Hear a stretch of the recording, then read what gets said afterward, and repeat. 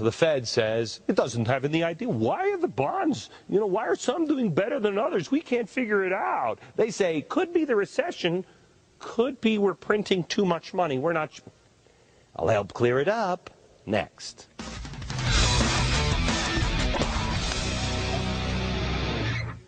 Well, Timothy Geithner is in China. I'd like more, please. Just a little more, please.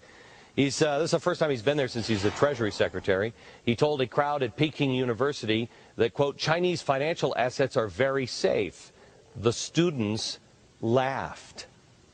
Angel Robinson is with the Campaign for Liberty, an organization defending American principles and individual liberty. Angel, I have to ask you first, what is the Campaign for Liberty? Is this one of the, because, I mean, is it funded by, like, the anti-George Soros or what?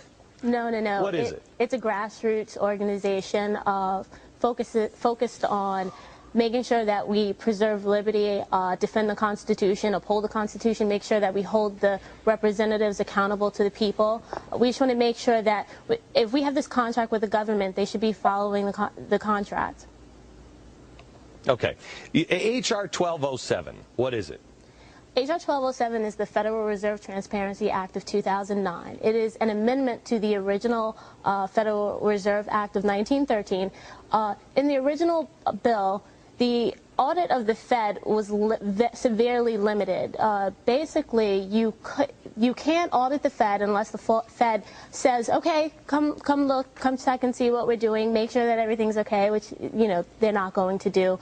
You also can't find they won't let us know what type of discussions and agreements they make with foreign governments, and that's really important to know. We don't know if the decisions they make are politicized.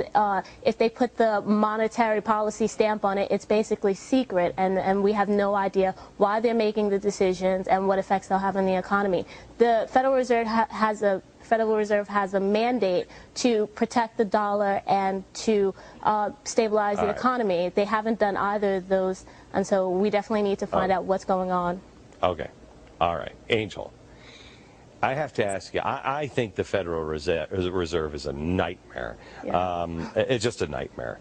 But I have to ask you, how did you get involved? Because people who are into let's abolish the Fed, they're all geeks. You're a mom. You're like a normal human being. How did you get involved? Right.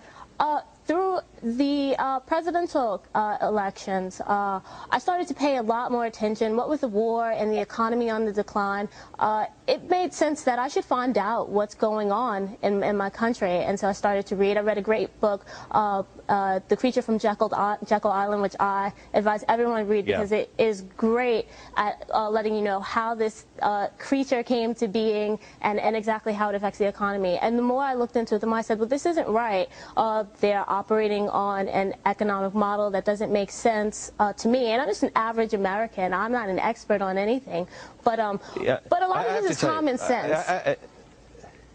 Let me just say this to America. Angel is not correct me if I'm wrong, you're not a spokesperson or anything for this organization. You were somebody you were in our studio audience. And you got a tattoo on your arm. You're just cool. And you asked a question about the Fed, and I'm like, you got to be kidding me.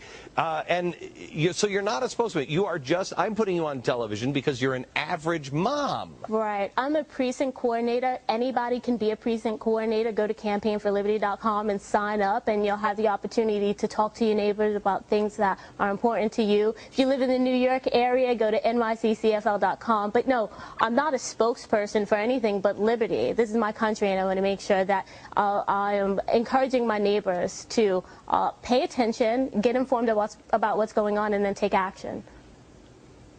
You're the best. Angel, thank you very much. I appreciate it now.